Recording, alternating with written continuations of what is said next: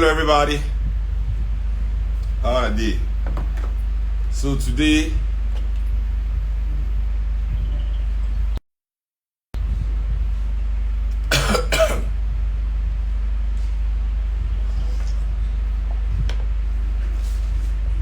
we conclude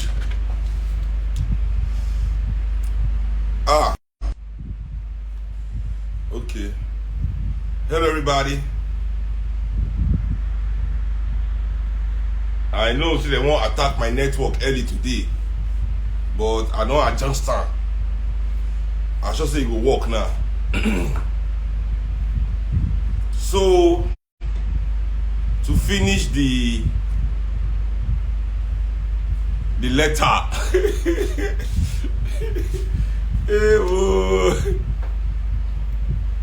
To finish the letter.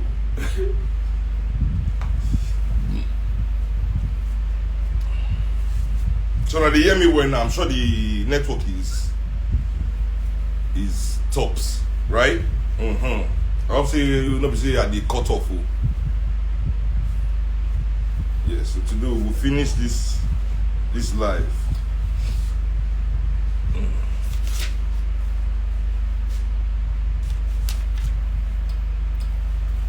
You know, it got very short. And yesterday something very funny happened. Instagram actually cut me off after 1 hour.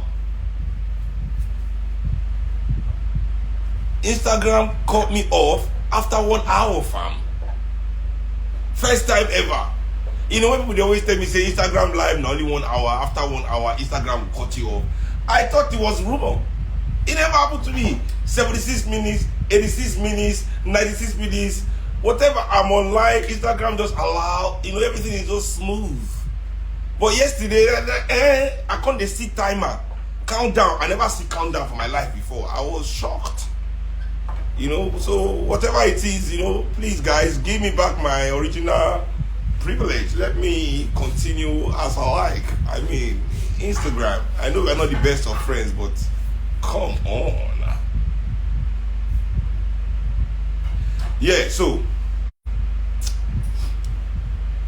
to now read the secret gospel of Mark that they were talking about.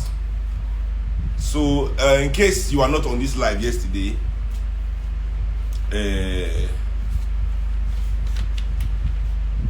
we were discussing about a letter that was discovered in 1958 in a monastery.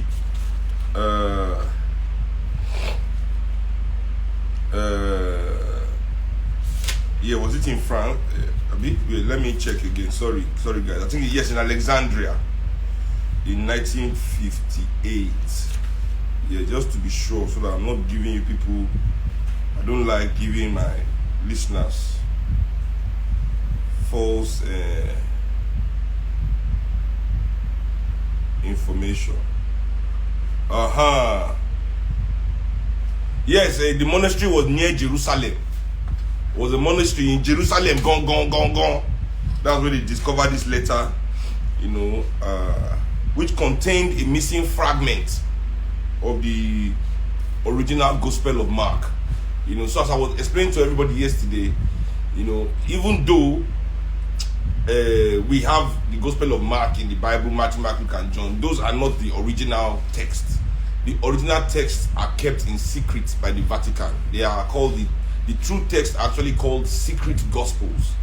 You know, not even the Gnostic gospels, which are the ones that were removed from the Bible. They removed now, even the ones they didn't put the original version.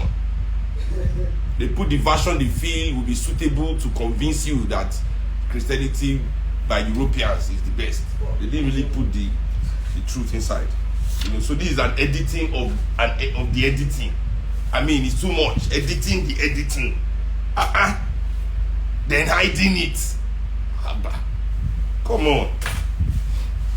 Anyway, so, and also something that always is, you know, as you must have expected, as now for no, as I do this program yesterday,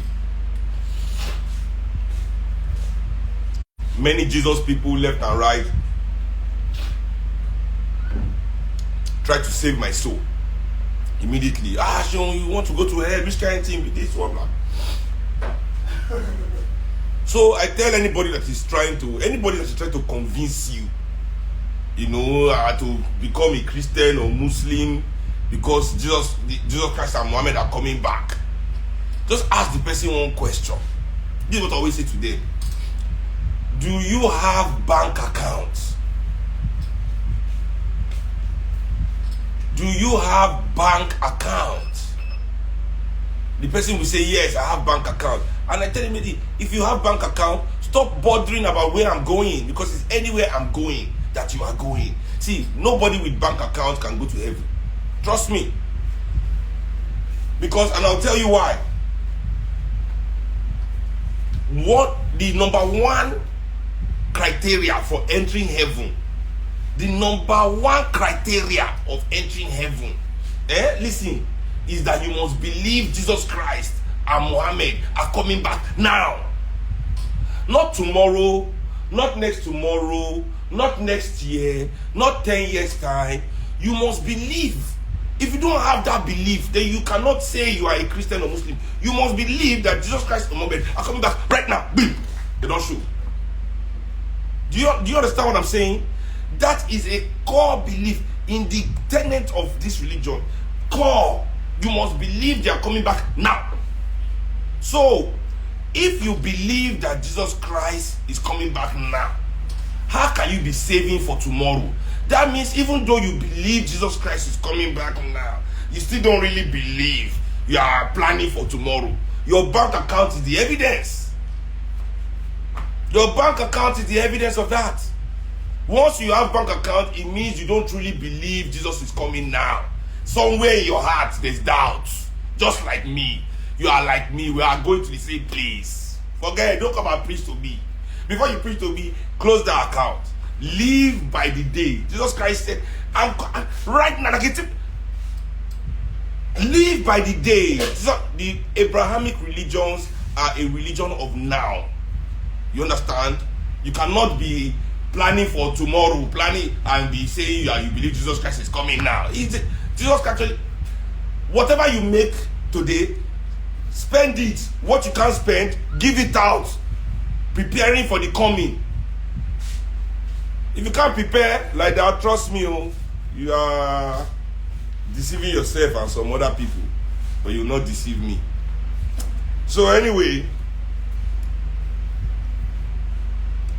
and we are reading from Holy Blood, Holy Grail, the Holy Blood and the Holy Grail. That's the name of this book. It's written by Michael Biajon, Richard Lay, and Henry Lincoln. Michael Biajen. Well, not Biagent, but I'm thinking it's a French word. So Biajon, Biajon, sorry, Biajon. I want to think that's what it is. Or Biagent. I don't think that's an English word. But anyway, there's enough to talk Nicola Kuti well. So God bless us all. Let me continue now to read this letter that I did not finish yesterday because Instagram cut me off. So Clement was now answering Theodore after Theodore had killed the whole Capocretians. He said, "To you, therefore, I shall not hesitate to answer the questions you have asked, refuting the falsification by the very words of the gospel. For example, after and they were in the road going up to Jerusalem, and what follows until after 3 days he shall rise, the secret gospel brings the following material word for word." That means in the Bible, as I was saying to you yesterday, in the Bible, between Jesus Christ going to, he was on his way to Jerusalem, he met Lazarus. So between him going to Lazarus and the 3 days after, and they said he will rise after 3 days, the angel told Mary in the Gospel of Mark that Jesus Christ will rise. Between these two parts, something had been removed, which was in the secret gospel. So the gospel brings the following material word for word. So this is now what happened that has been removed. Or what they say happened, what Mark said happened, that he copied from Peter. Anyway. And they came into Bethany, and a certain woman whose brother had died was there. And coming, she prostrated herself before Jesus and says to him, "Son of David, have mercy on me." But the disciples rebuked her, and Jesus, being angered, went off with her into the garden where the tomb was. And straightway a great cry was heard from the tomb. And going near, Jesus rolled away the stone from the door of the tomb. And straightway, going in where the youth was, he stretched forth his hand and raised him, seizing his hand. But the youth, looking upon him, loved him and began to beseech him that he might be with him. And going out of the tomb, they came into the house of the youth, for he was rich. And after 6 days, Jesus told him what to do. And in the evening, the youth comes to him, wearing a linen cloth over his naked body. After he remained with him that night, for Jesus taught him the mystery of the kingdom of God. And thence arising, he returned to the other side of the Jordan. I'm dead. I said, they say,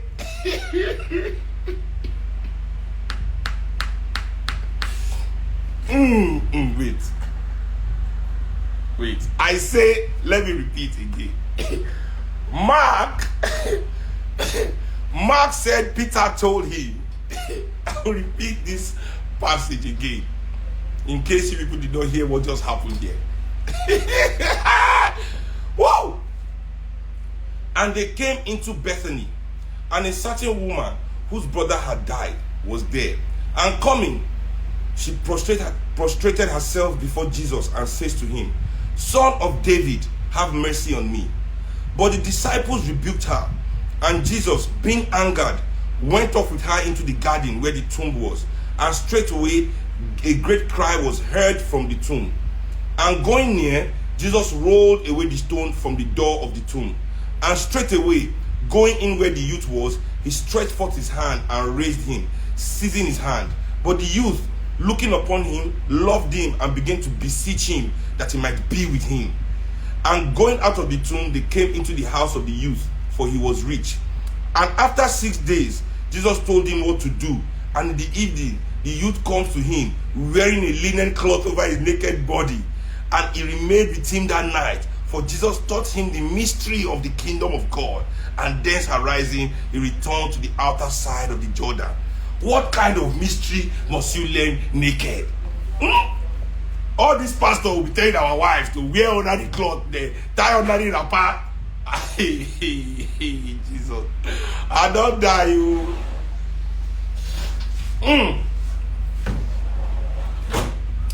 Anyway, so that was the part in the thing.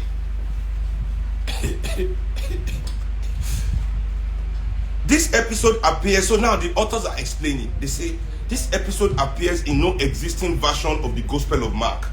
In its general outlines, however, it is familiar enough. It is, of course, the raising of Lazarus, described in the fourth Gospel ascribed to John. In the version quoted, however, there are some significant variations. In the first place, there is a great cry from the tomb before Jesus rolls the rock aside or instructs the occupants to come forth. This strongly suggests that the occupant was not dead, and thereby, at a single stroke, contravenes any element of the miraculous. In the second place, there would clearly seem to be something more involved than accepted account of the Lazarus episode led one to believe. Certainly, the passage quoted attests to some special relation between the man in the tomb and the man who resurrects him. A modern reader might perhaps be tempted to see a hint of homosexuality. It is possible that the Capocletians, a sect who aspired to senses, discerned precisely such a hint. But as Professor Smith argues, it is in fact much likely that the whole episode refers to a typical mystery school initiation, a ritualized and symbolic death and rebirth of the sort so prevalent in the Middle East at the time. In any case, the point is that the episode and the passage quoted above do not appear in any modern or accepted version of Mark. Indeed, the only references to Lazarus or a Lazarus figure in the New Testament are in the Gospel ascribed to John.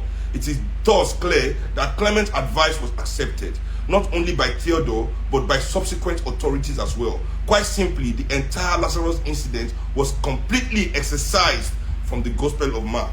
Now, as I said, it doesn't mean I'm not saying anything. As I said in the beginning, this is the idea of these people, but there's credence to it. And as I said yesterday, there are certain secrets. They say Jesus Christ initiated him into the mysteries. So maybe what all those priests are doing is also initiating the boys into the mysteries. You understand? We cannot really know what those initiation process. I don't know what the initiation. But you must go in naked and spend the night alone with your teacher. You understand? I don't know.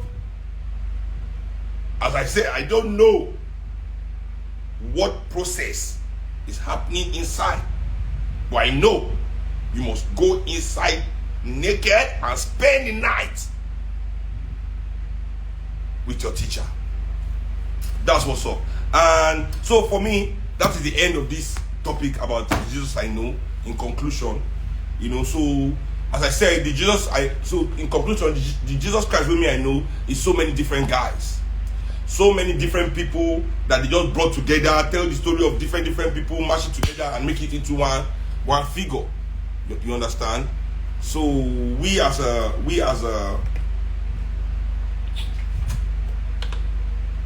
people must understand that.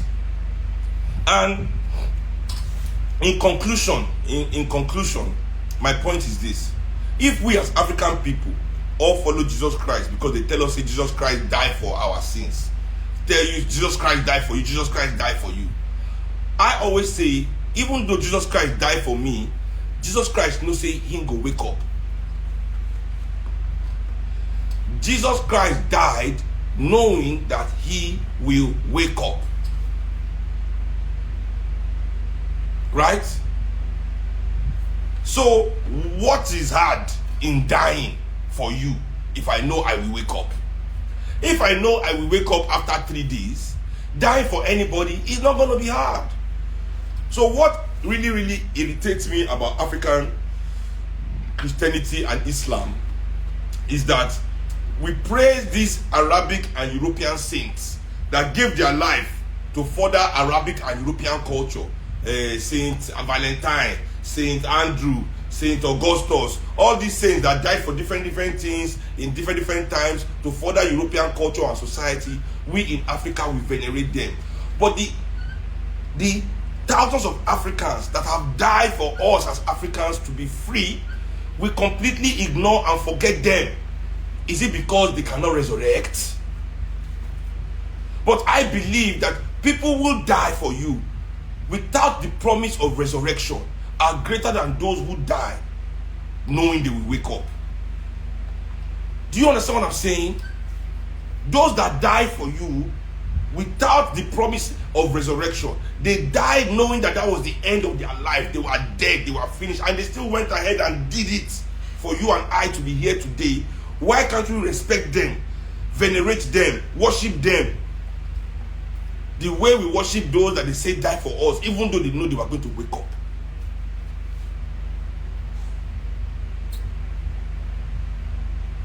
We as Africans in general are all children of sacrifice.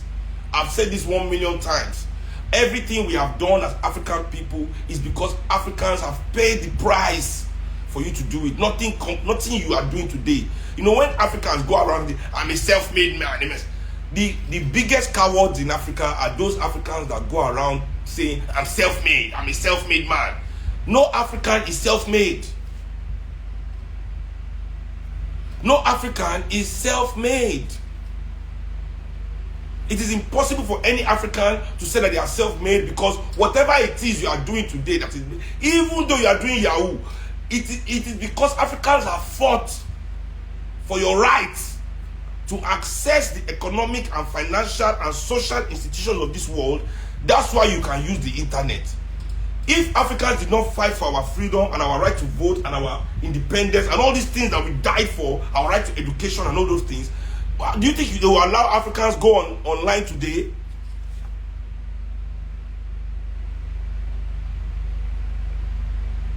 Do you feel me? So nobody, no African man, no black man anywhere in this world today can say that they are self-made.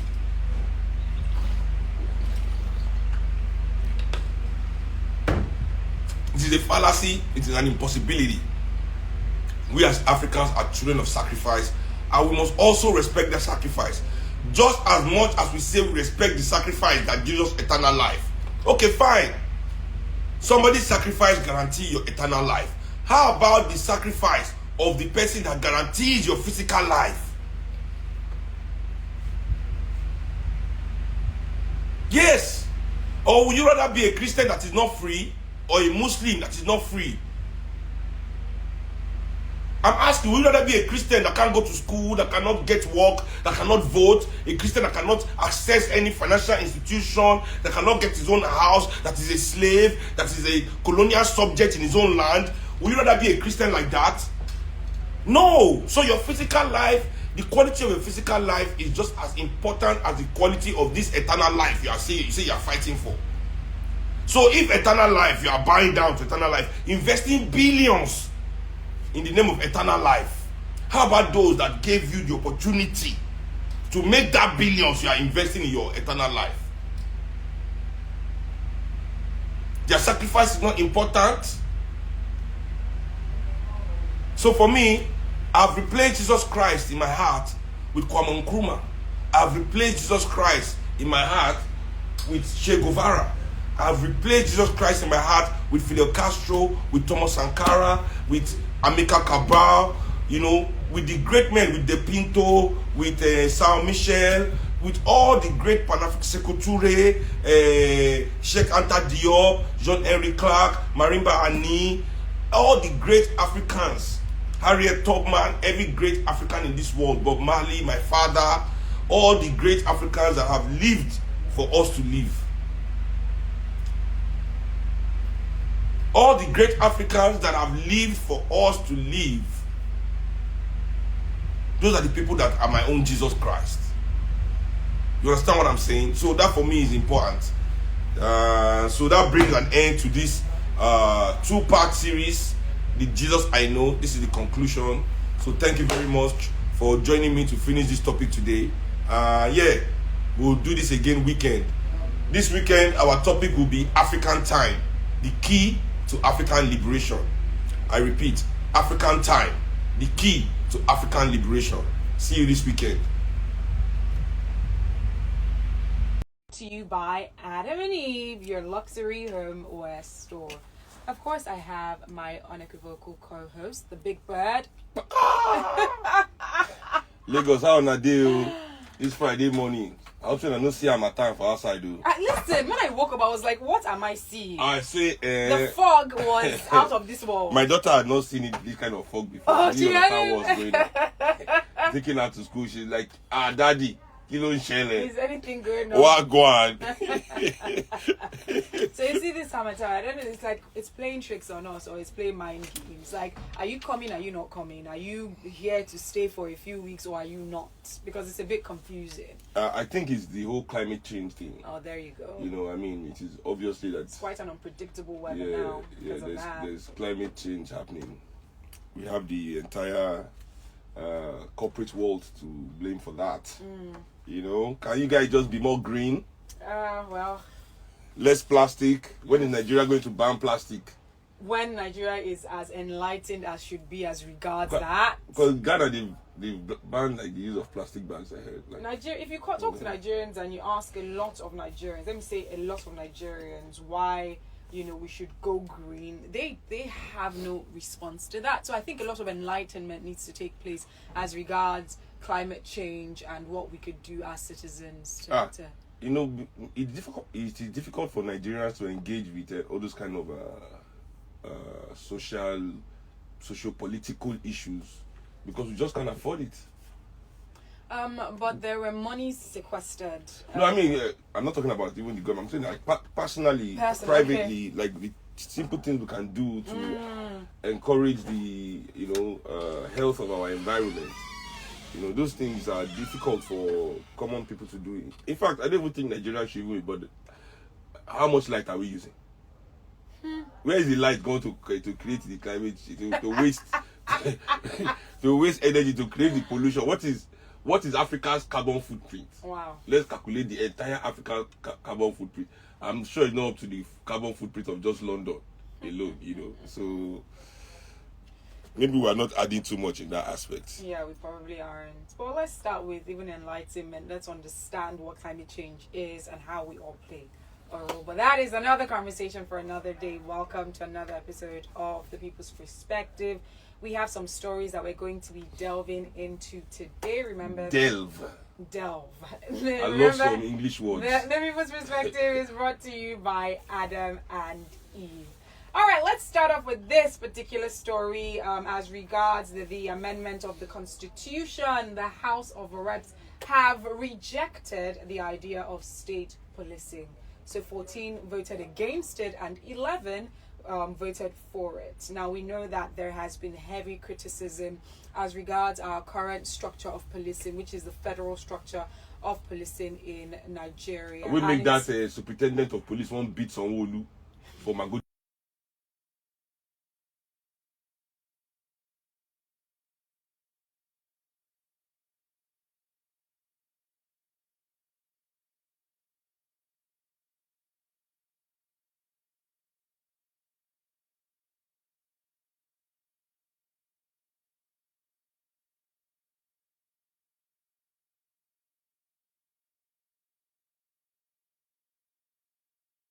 The police officers were rejoicing afterwards. It was embarrassing. You know, this is where the conversation actually, somewhat gets a bit complicated. You know, we've spoken about the governor being seen as the chief security officer of a state, but they do not have as much influence over policing.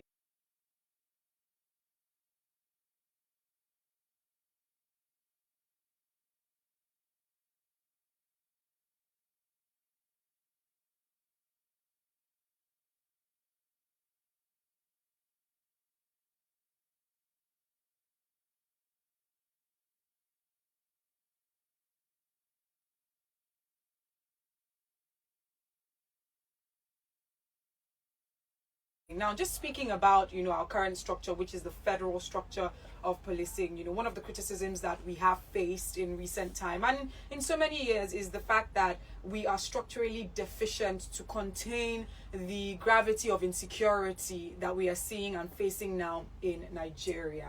And one of the members of the House who rejected this bill, this is what he had to say, because he had said that it was somewhat unwise to give such powers to governors, over the police. And this is what he had to say. He said, and I quote, "There are a lot of things as regards the creation of state police. There's a lot of apprehension as regards most especially the nature of the country, how we are almost, in some cases, divided. And any governor can decide to take out whatever security measures against political opponents." We know that this idea of organized policing can date as far back as a colonial creation, so to speak. And we also know that taking a look at what was obtainable at the time, we had something similar to state policing, which was called native policing, so to speak. And they had mentioned that it was one of the most corrupt and insulted institutions because some political office holders or politicians were using it, maybe to rig elections and using it against their political opponents. And remember how it somewhat got broken off through some recommendations by Agri-Ironsi, and then later on, finally, they went into federal policing completely.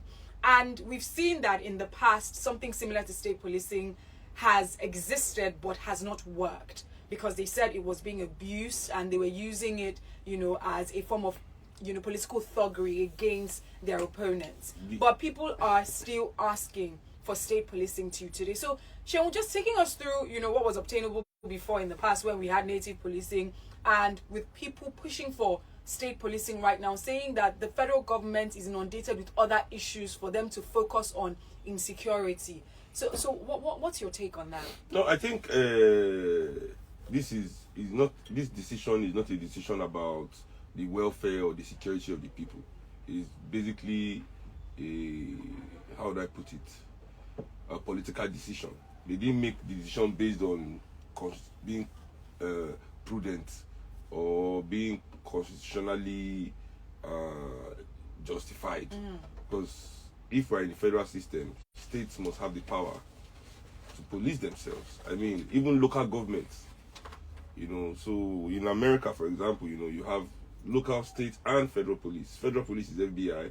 You know, when you hear NYPD, that's the state. Yes. New York, when you hear, department. they hear the sheriff, New York Sheriff's Office, this is the local police department, you know, because politics, just like policing, must be local. To truly police an area, you must know that area. Exactly. You must be from that area. So policing must be left to the community. The community must police itself. That's why states have state, local have local policing, because that is how you truly solve crime. You know, because solving crime is about knowing your environment. Because the true way to solve crime is to make sure that the crime doesn't happen in the first place. So local police can know the bad boys and girls in the area and keep an eye on them and monitor them. You know, if something goes wrong in this place, I have to go and call Ife. Ife is the ringleader in that area. Yes. You know. But with this federal policing system, you know, that's why we find a lot of just random searches, raids, because they don't know anybody. They just come to your area based on some information, trying to, you know, so that is how it is. And all police is political thuggery at the baseline of it, you know, at the core of it, you know. And during elections, trust me, you might see people wearing police uniforms, but they are not police officers. Wow.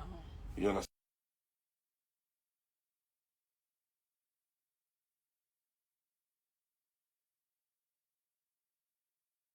Already circumventing the law in the constitution in southwest, Amotekun, Yes. in the east, Bubiagu, you know. So I think in terms of this political checkmating, you know, election is coming. They don't want the governors to be controlling their own personal armed force, because that is what it is. Everybody is, you know. But regardless, the thugs that they cannot put in the state police, they will find way to engage them during the elections. Yeah. There you go.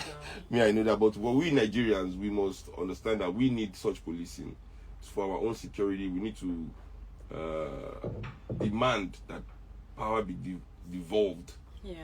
you know, into our communities in terms of our own protection and things like that, you know. And the amount of police we have in Nigeria is so laughable. Of course. You know, if you look at the number of police, we are deficient. yeah. So that's how you know that even, you know, they are sending deploying 30,000 police for From one where? governor election.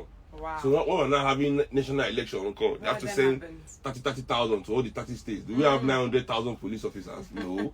So you have to know that some people are entering that place that are not police officers for sure. You understand? But operating like police officers because they've been given the clearance to do so. You know, and they don't want to devolve such powers. You know, as we said, you know, with the Sanwo-Olu saga. Yeah. You understand?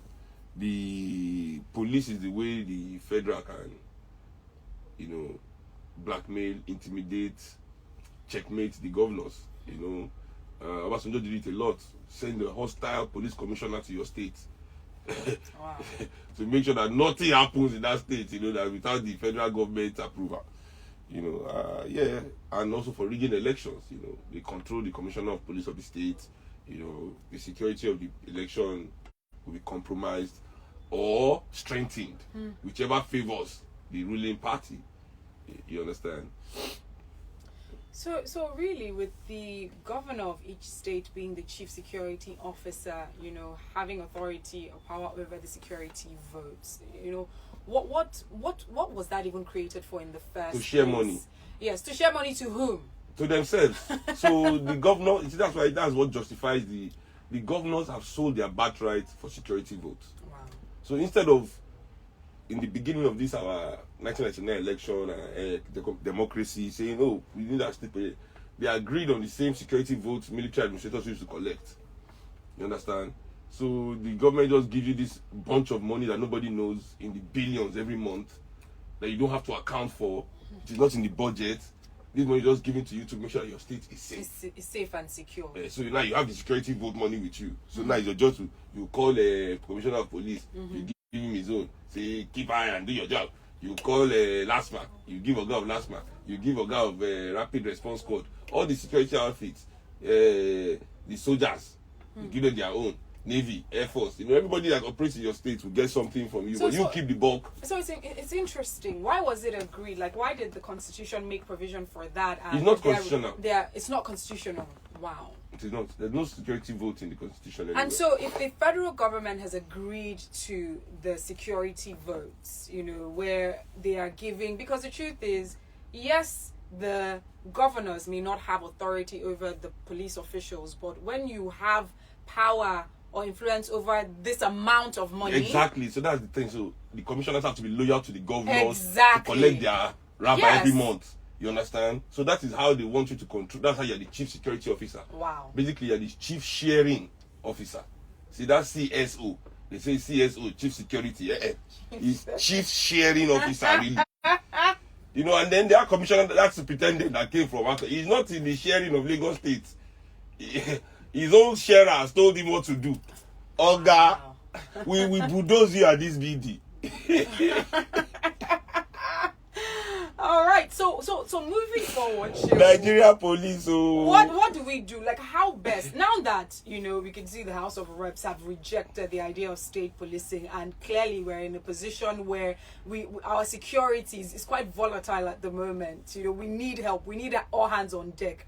Nigeria needs to be protected. Lagos needs to be protected. Just the other day, we were talking about how some cultists were clashing in different parts of Lagos, and members of the different factions of NERTW were clashing that led to the death and the injury of people as well. So moving forward, how then can we contain security if this idea of state policing is not even being adhered to at all, or they're not even trying to consider it? You see now, these people that were fighting in ARTW are the people that will be conscripted into state police. Wow. If they had the opportunity to form it. Yeah, because who is in control of NURTW? Are we going to say the political apparatus of APC in Lagos State is not in complete control of MC Oluomo and all his crew? I mean, everybody in Lagos knows that. So I don't like when we discuss or analyze our issues, start trying to talk as if we don't know what is going on. These people are under the control of the state. They are state agents. You understand? They are card-carrying members of APC, their leadership. Card-carrying members. But they are allowed to cause mayhem and destruction all over the place. You understand? They now catch the two oga and they remand them for 30 days. Like, punishment. They slap in the wrist for fighting. Yeah, go and face the wall. As if that is justice, or that's how law should be done. Because they're working for the state. So that's what it is. Cultists, I mean, who do cultists work for if not for politicians? So we all know that whatever insecurity is going on in this country, whatever insecurity, it is only the rich people in Nigeria that can afford it. Poor people in Nigeria cannot afford insecurity. You cannot afford guns. People that cannot afford food. Communities that cannot even afford clean clothes. You see their children. But suddenly, sophisticated arms everywhere when it's time to kill people. So we all know where these things are coming from, and how it is happening. So it is not about the insecurity. Is not a real insecurity itself. Because if Nigeria was truly insecure, all these rich people can be driving around with all these big cars, going out all night. Look, have you seen Lagos nightlife? Oh yeah. You want to? It's a thriving nightlife compared to other parts of the How world. many times do we hear somebody say, "I got robbed"? Being robbed in night in Lagos is almost anomaly. Except you're in some areas. But just moving. Yeah. Insecurity in Nigeria is purely political. Purely political. You understand? Yes, definitely there are criminals. But those same criminals that now have, do their own crime, they are doing those crimes on their time. When they are really working, they are committing political violence. That's their real job. You understand? So for me, this is look at this story of Evans, for example. Yes. The kidnapper. We were told that Abba Kyari, my G, Abba, the fashion designer, Giacomo. When he arrested Evans, they said that was the biggest kidnapper in Nigeria, the kingpin coordinating all the kidnaps. Since they arrested him, kidnapping has gone up by 5,000%. How can you arrest the biggest kidnapper? So something is not right. So for me, that's the issue. All these people are protected by the state, are the ones committing most of the violence in Nigeria, and their political owners to bandits and whatever it is that they claim is going on in this country. You can draw a straight line from those violent acts or situations of insecurity direct to our political situation. You know. All right, if you're listening, please feel free to join the conversation. This conversation about state policing and the House of Reps rejecting this. What are your thoughts? And moving forward, how do you think that security can be better managed in Nigeria? 0809-234-5913. 0809-222-0913. 01515-0913. 01515-1913. On WhatsApp, it's 0809-234-5913. Lagos Talks, good morning. Please turn off your radio. Good morning, P. Good morning. Who's speaking? Good morning, Seun. Good morning, no. This is Malik speaking. Hello, Hi. Malik. Hello. Ife, I would say, Seun, are Yes. you aware that those coming up in Nigeria have one motive? Hammer money, buy motor, rent out, collect police, spend them. We know. I don't know if you understand me.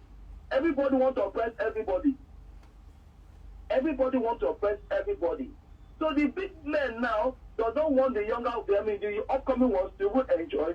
For you to say we don't want state police, the police should still be under the government. So when election comes, we will arrange your election anyway.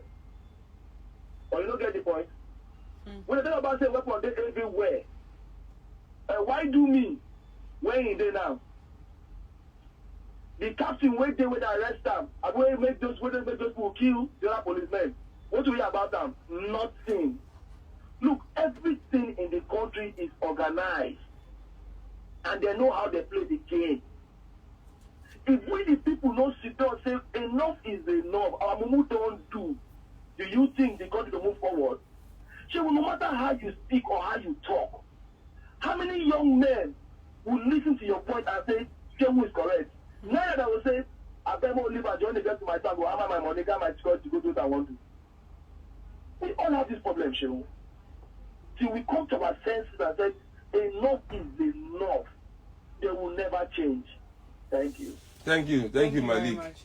All right, Lagos Talks, good morning. Who's speaking, please? Yeah, good morning. Who's in Ghana? Sorry? Yeah. Yinka, all right. Welcome. Join the conversation. Yeah, morning, Seun. Good morning, no, Yinka. I actually like what you said about something going through with the people, and I just want to build on that. This morning I was checking the total police account in Nigeria, and I see that they are just under 40,000, which means that they are highly under police. We are highly under police in this country. Artists and celebrities. 200,000. If I could, I think I have about 300,000. Wow. That's a kilo. Now, how do you sort out insecurity? The police is saddled with the responsibility of providing security internally. The army is overstretched. How do you see any state in Nigeria where the army is not the military is not involved in one form of providing secret cover or the other? It shows that what our police is practically non-existent. Now, solving insecurity requires a practical approach. One, how will the House of Assembly members be ruling against state police? I mean, before you can deliberate on any issue, you should talk to some people. Talk to ones against them. We are the ones who state police. What did I say again? And you find that these guys, they go to Abuja, they don't come to their constituency, but after 4 years they want to elect. So that's another thing for another day. This counts. How do you see anyone who wants to join police? I want to join police. But then again, there are ways we can go out this thing. You cannot talk so. If police say they recruit, trust me, people will go join. The kind of stuff away they town now. You remember when immigration they recruit? Now 10 people die for the stampede now. In fact, Stadium full. Wow. Stadium full. These guys receive, these doctrine training as the police. We talk about corruption and the thousand of things we are about. The one we know, the notorious for the police. Ask us, do you need that number of officers here? We use them. We need human tactics. Point them to the police. Which will show the number it is. NSCDC. Match it with the police. If you don't know what it is, ask them whether they want to find on you. Arrest them, constrict them, add it to the police. Retrain them, and inform them. At least you can put up the numbers. These are practical solutions. But just like you said, and I do see, insecurity in this country is organized crime. Exactly. And you have to understand that this 375 we did down already. They don't pay them their salary on time. They don't fuel the cars. Police have to fuel the cars by themselves. They don't do anything. They don't pay for us. I have top cops that are my friends. When they are talking about how they run their police stations, what they have to go through to get money to run the stations, you understand? You have to understand. Is this? How can you care about people saying how much is police salary in a month? In the first place. The bullet in their gun. All these police really carry gun. No 4 bullets now in the day inside. They say they buy by themselves. And are these people joining the police force because they're willing to put their lives on the line, or is because of the condition? It's a job. It's a job. There you go. It's a job, and then there's no welfare for them going while they are doing the job. But at the same time, you're an adult. As I always say, your pain is not an excuse or justification to cause other people pain. That's very now you know to carry your police. Not going to use your frustration. They can't meet us on streets. However, you know what? If we're properly dissecting issues, we need to go to the root cause of it, because there are certain reasons why inevitably crime is rife in the country. If poverty is high, crime will be rife in the country, and it's almost inevitable.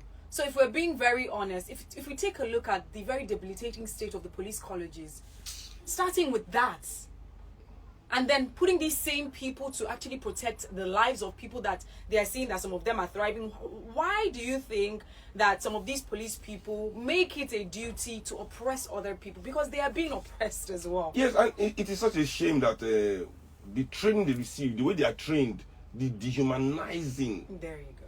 It's of terrible. the person that is turned into the officer. You understand? It is. You're turning them into beasts. It is the same colonial training system. They've not they've not Africanized the relationship between the institution and the recruits and the people they are bringing in. That you are coming to protect Nigerians. Exactly. They are still saying, you are coming to protect the rich from poor Nigerians, the haves from the have-nots. Basically, that is Nigerian police. That's why it's only in Nigeria, you will see that celebrity, anybody, footballer, is walking around with police. You can't go to the UK and see a Hurricane with police escort. Of course not. Their biggest striker, never. For what reason that he has police protecting him? For what? If you need police, call like everybody else. If you want security, you employ personal security. All right, this is coming from Ayodele on Twitter, saying, as we consider state police, we should also consider taking the police away from the executive and making a department under the judiciary. Adegboyega is saying, if the way and manner at which the police officers that followed the CP will laugh their behinds out, and the ones that saw how he embarrassed the governor that day on live TV cannot be imagined. It was a dream that the governor will never forget. And he also went further, saying there's no politician that will say that he doesn't know the people behind insecurity in Nigeria. He knows those benefiting from the oil subsidy. He's aware of those behind smuggling and killing in the country. Sadly, he's also a beneficiary. All right, this is coming from Chijioke on WhatsApp. The biggest smuggler in Nigeria is one of APC's biggest party chiefs. What's his name again? Forgotten his name. This one, there's a book. There's a whole book about his smuggling activities. Wow. Yeah, the looting machine. That's the name of the book.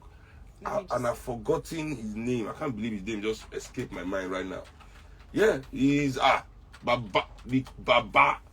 Now they found any APC Buhari, anything Buhari need, the money is dropping. You know, he's there in APC. They can't carry member. And then El Rufai that time. After trying to lock him up. They were actually trying to lock him up, then they actually just actually brought him into the party instead.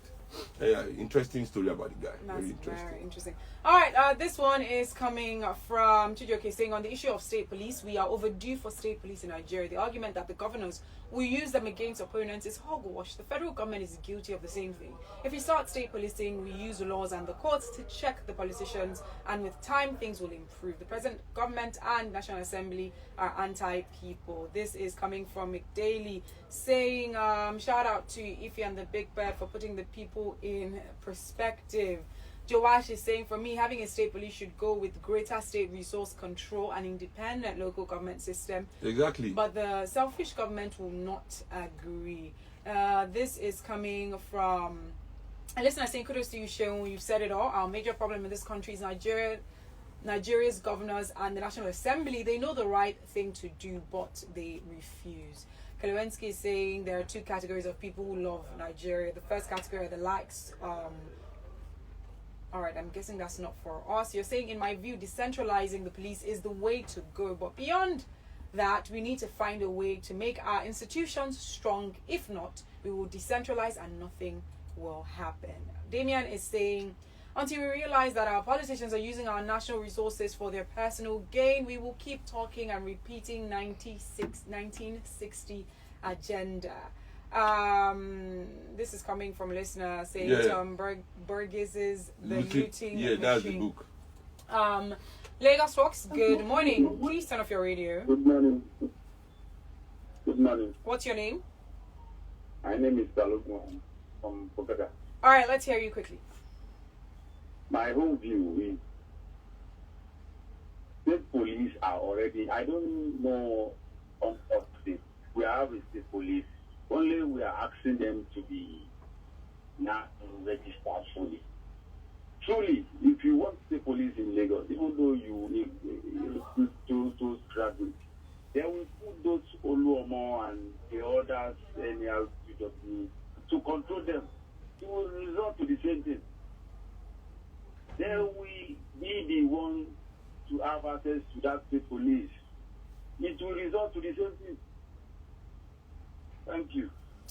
All right, thank you very much. In case you're just tuning in, this is The People's Perspective, brought to you by Adam and Eve, your luxury homeware store. We're going to take a quick break to hear from our sponsors.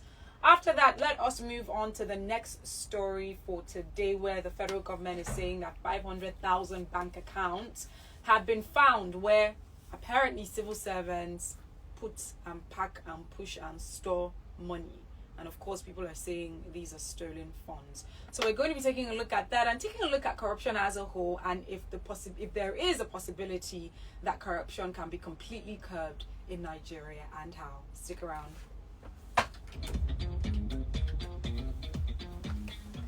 You're on to your number one radio station, and boy, do I have some exciting news for you. Now, guys, trust me, you know when I come through to your radio, I come bringing you some exciting information. Now, this is coming from Adam and Eve Luxury. Anytime I'm hearing our adverts, the comments is full of people trying to marry you. Trying to marry me? All right, guys. Yes. Let me see what you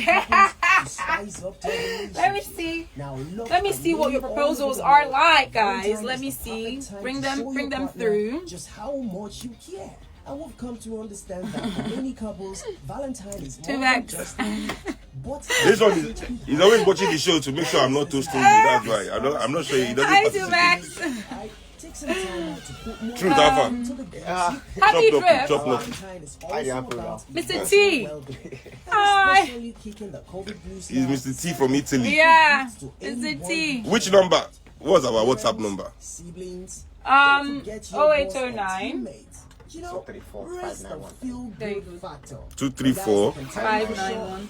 Adam and Eve Luxury Home Store is the perfect place the charger. where you can get You just have to give me like 20 more minutes. Yes, please. So come Any plans for Valentine's? Yes, I'm taking her out. The thing is, I have no plans for Valentine's Day. Sure, you are going out with your wife, I beg. But I have you no out. plans for Valentine's Day, guys. So I probably might like organize lunch with my single female friends. So we can, you know, They love you and they respect Big Ben. You're not go better for her. we love you. And we respect you. It's me, the respect you have for me. Woman kill you there.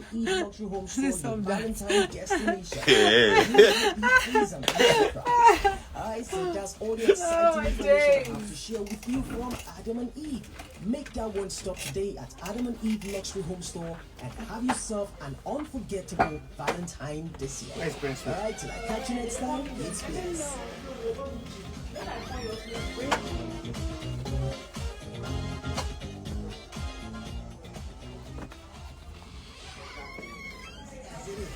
No filter, no chill. Hello, my kuti She's the nice one, always trying to keep him out of trouble. All these my followers, they only fear. These two Now for this page, they want catch fine girl.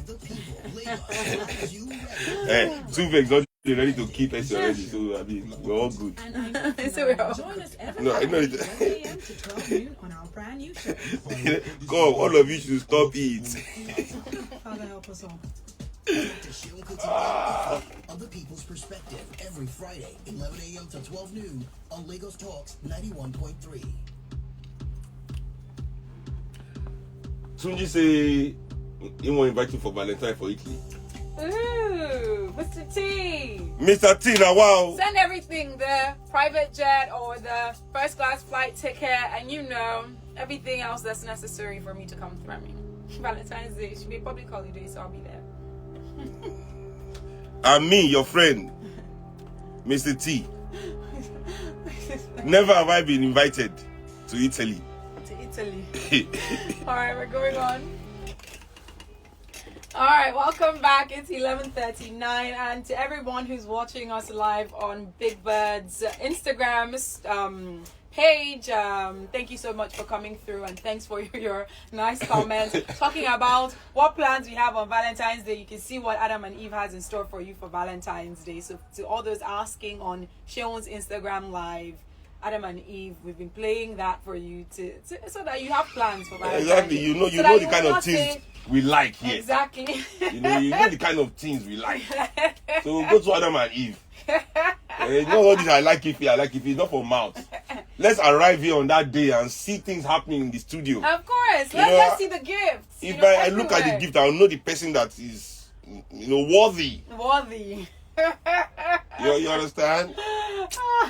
Alright guys, welcome back to your favorite show, The People's Perspective, brought to you by Adam and Eve, your luxury homeware store. Please feel free to join the conversation. We have been speaking a lot about state policing. Now we're moving on to another story. The federal government has said that it has discovered more than 500,000 secret bank accounts allegedly used by civil servants in the ministries, departments, and agencies where stolen funds belonging to the country are stashed. And what are the names of the people operating these accounts? Wait, before we get to that, this revelation was contained in a statement that was released on Tuesday, issued by the Senior Special Assistant on Media and Publicity to the President, Garba Shehu, while responding to claims by the Benue State Governor Samuel Ortom that the Buhari-led government was responsible for the poor financial woes of states in the country. However, in its response, the presidency accused civil servants of siphoning monies meant for the states in connivance with the state governors. In the statement, which was primarily directed at Ortom, Shehu slammed the Benue governor for blaming Buhari for his state's financial woes, saying the president has never failed to bail out states every month since coming into power. So we're seeing that the federal government is coming out with those claims, saying, we've discovered over 500,000 accounts where civil servants stash stolen money, and they do this in connivance with state governors. And we've seen that Nigeria has dropped again on the Corruption Perception Index published by Transparency International. So this same conversation about corruption, when you ask people what is Nigeria's major issue, some people would say the leaders, some people would say the people, some people would say corruption. That if you can curb corruption, Nigeria will move forward. Now, I would like for you to comment first on this 500,000 bank accounts, and let's move on to if there is a possibility that corruption in this day and age can be curbed to the barest minimum in Nigeria. So with this 500,000 bank accounts, is this something that seems far-fetched? 500,000 bank accounts that are secret. I know, but what we need to discuss right now? See, as I say to people, there's no way that corruption can happen in Nigeria without the active participation of the so-called private sector. And now everybody in Nigeria is clamoring, they want president from private sector. I'm thinking, do we live in some kind of twilight zone? I don't get it. Like we're in some kind of insane asylum that you can see clearly with your eye what is happening, but you'll be talking as if you are mad. I'm telling you, it's true. Nigerians continue. We want private sector president. That's what is. That is the somebody from the private sector. What private sector? These banks and the whole BVN wahala they give Nigerians.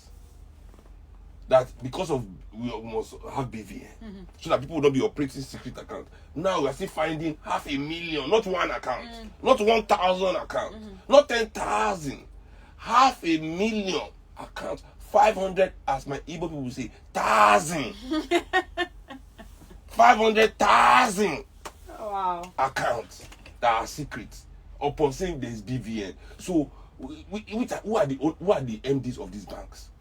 Are they trying to say they don't know that this illegal money is in their accounts, in their banks? You know, who is in charge? Who is their chief financial officer of the bank? Let's find out what's going on. Because they all know it is an active connivance and participation of the private sector, private workers, even the professionals. Even, you know, I said there's no way the Nigerian system can be this corrupt without corrupt professionals. Can you say you want to give anybody work in Nigeria that will not inflate the price? It is how it must be done. The same people that will be complaining every day, government is bad, government is a thief, in their houses in Lekki and VI, driving their big car. Give them government contract now on behalf of Nigerian people. What will they do there? They will inflate the price. Anything in Nigeria is more expensive than anywhere else. If Nigeria builds hospital, it's more expensive than the hospital built in Ghana, more expensive than the one built in London. If Nigeria builds roads, it's more expensive than the UK spends to build the same kind of road. You understand what I'm saying? With 687 barrel per day capacity refinery in Nigeria costs 19 billion, while they sold one in America, same refinery, they say because that one is old, as if there's a refinery in a car. You understand? Like the old model day. Yeah. Not the same 687,000 barrel go refining again. Indeed. Less than $1 billion something was sold in America, while Dangote just stood at 19 billion his own cost. So what are we saying here? What are we saying? This country, there is something about the Nigerian professional that is the cause of corruption. Because without the Nigerian professional who has bought hook, line, and sinker the narrative of our oppressors, corruption will just not continue. I keep saying it. For some reason, people think you are a fool if you are not corrupt in Nigeria. That's the narrative. So if you're a journalist, you have access to a governor, and you don't take bribe from him to lie and sell your words, you are not a smart journalist. Yeah. You see those kind of upside down thinking, and we sell this thinking to young people. If you have opportunity to cheat and you don't cheat, you are a mugu. But Seun, I want you to comment on this, because I like the fact that you mentioned that a lot of these things will not happen if the private sector and maybe the middle class are not in connivance. However, this thing called corruption, isn't this sadly a bane in society that can even be found in the grassroots? The people who, you're saying that we should all come together and fight for, which are at the grassroots, if they are given that same opportunity, because even in their day-to-day living, we can still see corruption. So yes. Really, is it more of a middle class type issue, or is it more of a Nigerian? Their corruption is due to the fact that they have to be corrupt to access us. You understand? If we, the professionals of Nigeria, are doing our job and standing for the people, making sure that there's good hospital, good transport, we are not helping the government cheat, we are calling out the government, we are building those institutions, those platforms, those social services that our nation needs, housing, all these things that people need. I don't think these grassroots people will be as corrupt as we think that they are. But they too living day to day, hand to mouth. There's no social safety net. If they don't take money home to feed their family, their kids stand a real risk of dying of hunger. This is a real risk, not the way we say it in the abstract way, hunger they kill me, but a real risk. Exposure, being kicked out and living on the street is a real risk. So I understand people that face that kind of risk, doing whatever they can to get by. But you, Ogada, you're already sitting on billions. This is what I'm saying. You are sitting on billions already, and you're still stealing millions. What do we have to say about you? What is wrong with you? There's something wrong. You've already built one house, you bought car, you're still going to your office to try and look for a way to steal more. Oh God, there's something wrong. There's something wrong with you. Don't compare yourself to the thief that is stealing, because he's facing real dangers. You understand? If in charge get malaria, can die because of this 2,000 naira drug. There's no public hospital to take care of his child. If he doesn't bring that money,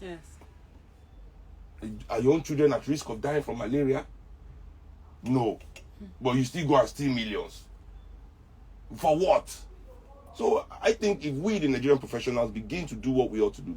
I mean, I tell people, because that's how they blame poor people. We want to blame poor people all the time. There's a real hatred for the poor here, you know, because the rich have to make it so. That's their narrative. You even go to church, they make it as if being poor is a sin against God. That rich people are God's loved ones. If you are rich, no matter how you got rich, God loved you. Now God giver. Even though he killed millions of people, God giver. You understand? So there's a real stigma about being poor. People are ashamed of being poor. People are living in debt just because they don't want to look poor. You understand? So you find out we blame poor people for anything in this country. So even election, they'll say, oh, poor people take 5,000 naira and vote. Don't say your vote for 4,000. While you, as journalist, you've sold your own words for 50,000. Banker, you've sold your own conscience. Laundry money for millions. Architect, you've inflated price. Contractor, you know, everybody don't sell their own, don't collect their own. It can't reach time for poor people to collect their own. The only thing they can say, they don't sell your vote. The only way poor people will not sell their vote in Nigeria is the journalist doesn't sell his words. The teacher doesn't sell his knowledge. Banker doesn't sell his conscience. Contractors don't sell their soul. All of us, if we all stop to sell, trust me, poor people too will stop selling their vote. So just taking a look at more of a sustainable solution, especially where we know that the middle class and the political, or rather the middle class and the private sector have a huge role to play in moving Nigeria forward. How then can we somewhat ingrain this orientation so that they understand that whatever moves they make and whatever decisions they make affect Nigeria as a whole? Because we can't also take away from the fact that some of these people who might be genuine in their dealings are just looking for a way to make sure that their own family survives. The same way everyone is like, at least let my family eat, let my family get an education. So how then can we ingrain this in their own conscience and their own subconscious, where they know that whatever decisions they make, they have to be intentional because they know that it affects the lower class? Yes, but if we strive for a good country, our families will eat. Our families will have good housing. Our families will have good health care. These things that we sell our souls and our conscience to say we are protecting of, we are innately, as we are born citizens of this country, entitled to these things. So why do we want to be among a chosen few giving these things as privilege? Something that is a right. Because you want to feel more special than the next person. They are not making you feel special. They're giving you something that should be your right as a privilege. You are not using it to lord it over those excluded from such. Me, I don't think that this our fear is justified. You know, oh, we are just protecting ourselves. It's not. I feel there's something innately anti-African about it, anti-people, because we are raised not to respect Africa. All the education you learn, everything you learn in school is to make sure you grow up not respecting Africa. That's why they teach you like, oh, Mary Slessor stopped the killing of twins in Calabar, you know, and things like that. You be thinking, oh, what barbarians we are from. I don't want to have anything to do with this. Let me look forward to European progress. You know, everybody wants to be civilized. You understand? So we innately don't have respect for one another. We don't respect our land. So, but if we can, because it's something that happens to all of us because we go to school. So it's something you must deliberately exorcise from your body. It's like a spirit. It's like an evil spirit that has possessed all of us. Yes, it's true. We have to understand that. Going through the educational system in any colonized or enslaved society where this education is given by the oppressor, you have to come out hating yourself. That's the only way they can continue to dominate you. Wow. So after they've possessed you with this spirit or infected you, nobody will diagnose it for you because they don't want to heal you from it. It's something you come to on your own, and relating it with your reality, try as much as you can to exorcise the spirit from your body. You know, the way you go and exorcise fake spirits, fake demons from people's body in church, especially No, women. that's not the conversation. It's true. It's not the conversation. We should now especially exercise. women. It's true. I know it's so anti-woman. All right, All the witches are always women. Why? Let's get to the first No man point witch. as well as, I mean, there are wizards, to be honest. This is coming from Obi. Obi, first of all, this is the big bird, not big fish, because he said big fish and coffee. Big fish is the band. Yes, that's the band. So this is the big bird, okay? And he said big fish for now. I can't support state policing. Minus the governor's probably abusing it. What about non-indigens as well? Can a Yoruba guy living in Abia State for about a decade be recruited to Abia State Police? If he, of course, now he's not paying tax in Abia State. There you go. This is coming from listeners saying let the government release the names of the 500,000 account number owners so that we can go and collect our share. Joel is saying since we have Ibuago security in the east, Amotekun in the west and north, rights to protect matters in the law court is all that is needed. The Sharia courts dominate, or they're dominant in the north, is simply one thesis that crosses ethnic segmental cleavage. Will Christians in the north be prosecuted based on Islamic rule? This is from Maurice saying how Ife and Chil, the Nigerian police want the government to be upright, whilst they, the people, want to remain dubious. The corruption stems from the people. This is from Chief Udo saying we should be the #1 on the corruption index, and fighting corruption should start from the top. Nigerians voted for this government believing they would reduce corruption. Family man that doesn't even go home with ordinary 30,000 minimum wage in this economy can't be able to avoid corruption. And Obi said, Big Bird, my apologies. Let's take some more calls. Lagos Talks. Good morning. Hello, good morning, Lagos Talk. Good morning. What's your name? My name is Remy. I'm calling from Tottenham. Why are you calling from Tottenham? Why don't you like Remy Tottenham? again. You called. I'm an Arsenal fan now. Well, forget, I'm not a Tottenham fan. Okay, good. Welcome to the show, my brother. Nice one. Remy in the building. You see, corruption is now a culture, and it's going to be difficult for us to completely take it out of our system, out of our life. But my question is, why is it that if information was released by the special advisor, by the publicity person for the president or the presidency, is that his job? Abi? There you go. You have the right institutions to deal with issues like this. I think he was just trying to score political points, and that is why I'm angry that I gave up on Nigeria a few weeks ago when I heard a National Assembly member saying we cannot, we have to listen to whatever the president says because it's an elderly man. It's not good to disrespect your elders. Wow.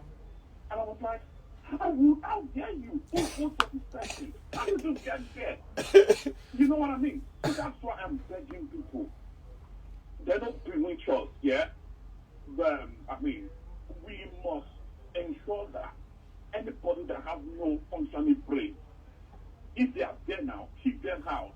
If they want to come in, don't let them come in. Because voting simply means, if I'm voting for you, I am telling you, this is my life, my present, my future, my spirit, soul, and body. Take it and run it for 4 years. And if we have got nothing to offer, I'm finished. So this is what voting means. Wow. Keep these people out. All right, so Remy. we can fight Thank corruption. you so much. And fighting corruption, there's something we must understand that corruption is part of real politics. There's no way to be political, to be a nation, without having corrupt practices. But what the great nations of today have realized that you have to be corrupt for your benefit. The United States government is highly corrupt. The UK government is very corrupt. Very true. But they are corrupt for their development. Yes. They will steal and cheat others for the benefit of their country. There you go. Our own corruption is the reverse, So it's more personal, not national. where we are destroying ourselves for the benefit of others. You understand? Interesting. So that's for me, why do you think Americans are not up in arms about their government corruption? You say they don't know about it. The lies to go to Iraq, 3 million dead there, a weapon of mass destruction that didn't exist, all the drone warfare in Syria, all these government changes everywhere they go to, they know that their government is oppressive and, they are committing unjust acts. But they see the dividend of those acts. All right, this is from David Godwin on Twitter saying, Seun, if you good morning, Jerry, I beg, make them just sell this country, share the change, give me my own take. Let me find another one to enter, because right now you don't choke. Nice one, guys. All right, it's 11:58. This is where we wrap up the show for today. Thank you so much, everyone who was a part of this show, and most especially thank you to our sponsors, Adam and Eve, The your best shop in luxury homeware The best shop. Wow.